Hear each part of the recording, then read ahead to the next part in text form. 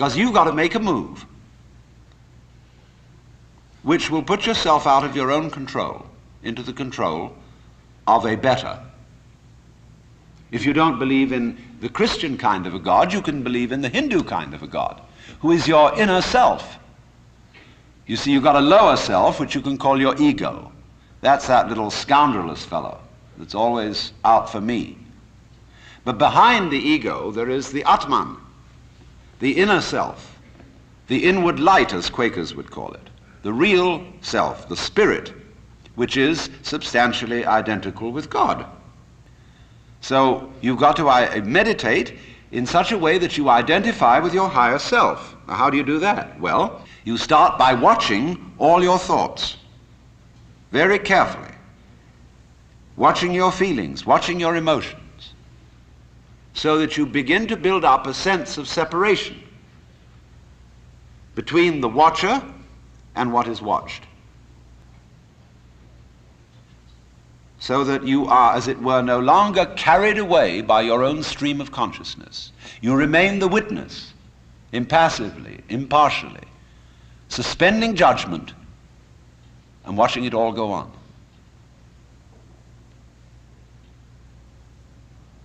That seems to be something like progress. At least you're taking an objective view of what is going on. You are beginning to be in a position to control it, but just wait a minute.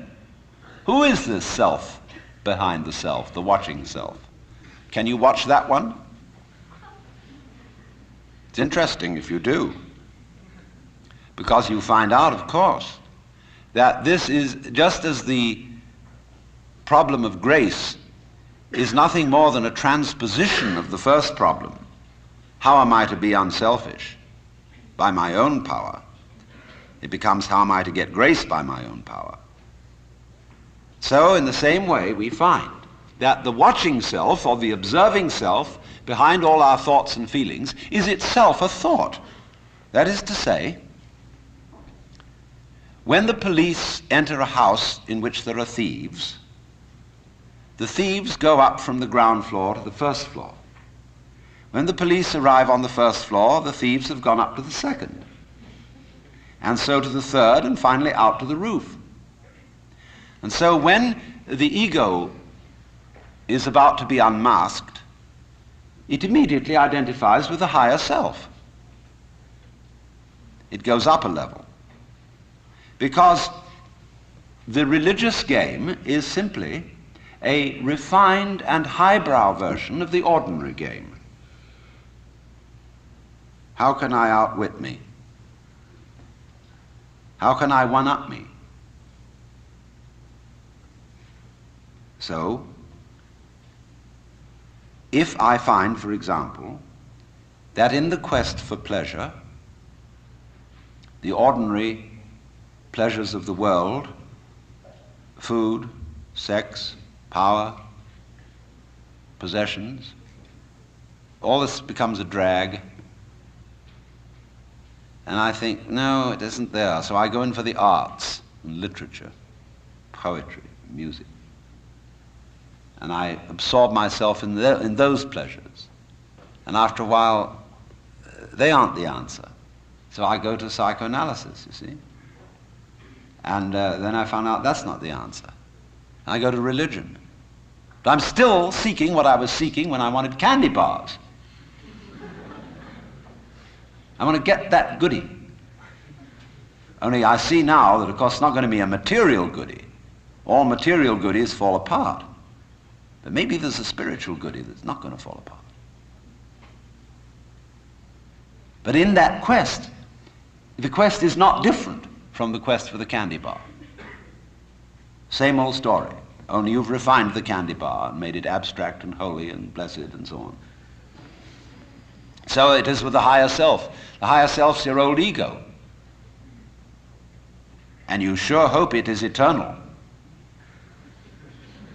indestructible and all-wise. But then the great problem is how to get that higher self working. How does it make any difference to what you do and what you think? I know all kinds of people who've got this higher self going, practicing their yoga, but they're just like ordinary people, sometimes a little worse.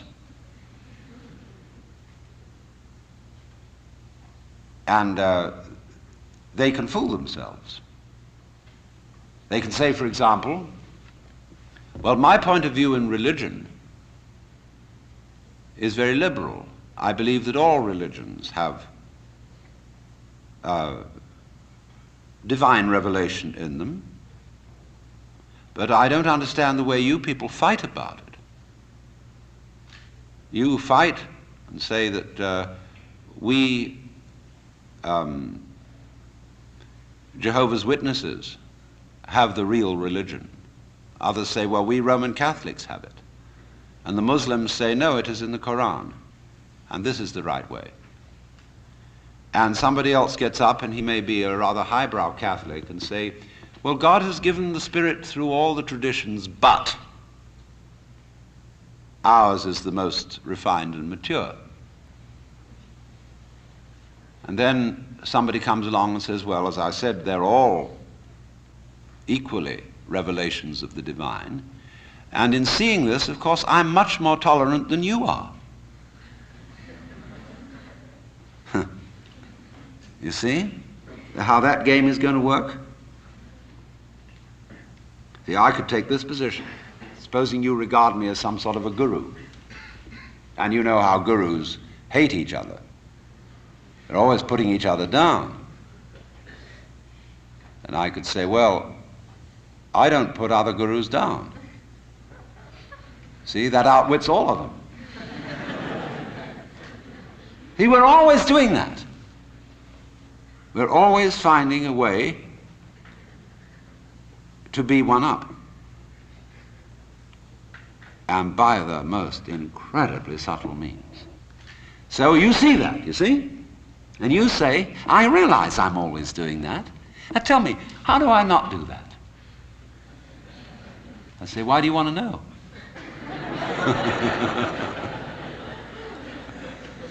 Well, I'd be better that way.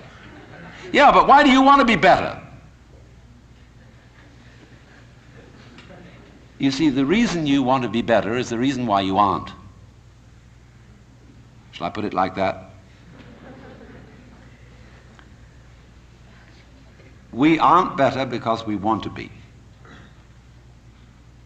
Because the road to hell is paved with good intentions. Because all the do-gooders in the world, whether they're doing good for others or doing it for themselves, are troublemakers. On the basis of kindly let me help you or you'll drown, said the monkey, putting the fish safely up a tree.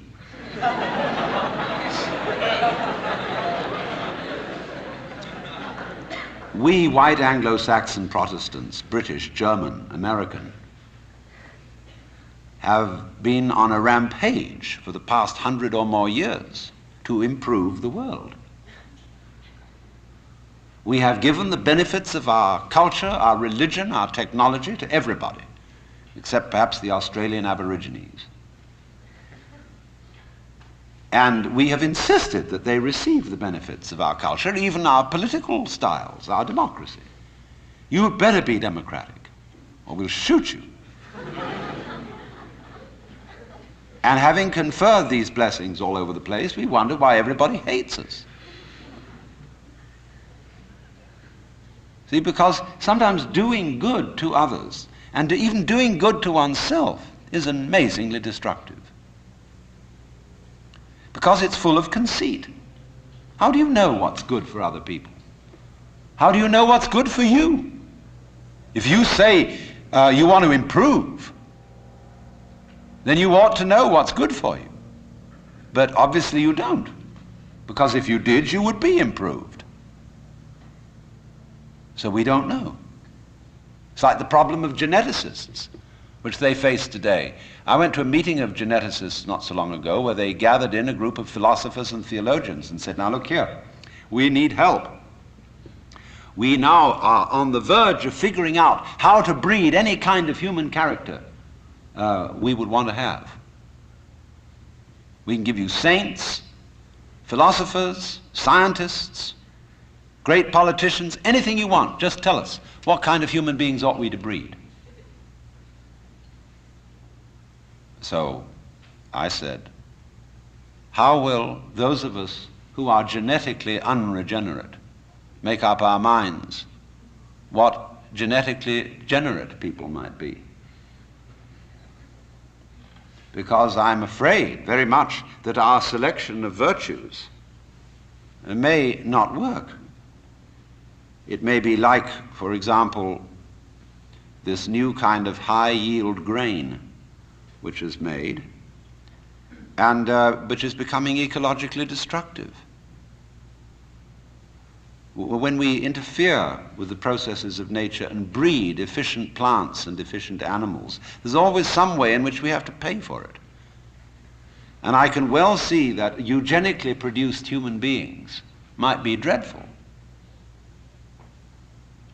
We could have a plague of virtuous people. Do you realize that? Any animal considered in itself is virtuous. It does its thing, but in crowds they're awful. Like a crowd of ants or locusts on the rampage. They're all perfectly good animals, but there's just too much. I could imagine a perfectly pestiferous mass of 1 million saints. So I said to these people, look, there's the only thing you can do. Just be sure that a vast variety of human beings is maintained. Don't please breed us down to a few excellent types. Excellent for what? We never know how circumstances are going to change and how our need for different kinds of people changes. At one time, we may need very individualistic and aggressive people. At another time, we may need very cooperative, team-working people. At another time, we may need people who are full of interest in dexterous manipulation of the external world. At another time, we may need people who explore into their own psychology and are introspective. There is no knowing, but the more varieties and the more skills we have, obviously, the better.